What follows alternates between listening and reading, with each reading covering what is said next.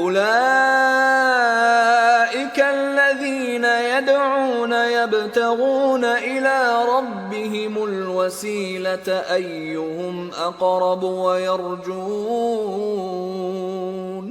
ويرجون رحمته ويخافون عذابه إن عذاب ربك كان محذورا.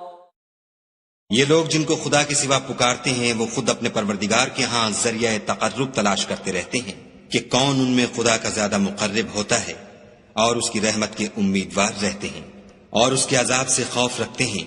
بے شک تمہارے پروردگار کا عذاب ڈرنے کی چیز ہے. Those whom they invoke seek means of access to their Lord, striving as to which of them would be nearest, and they hope for His mercy and fear His punishment. Indeed, the punishment of your Lord is ever feared.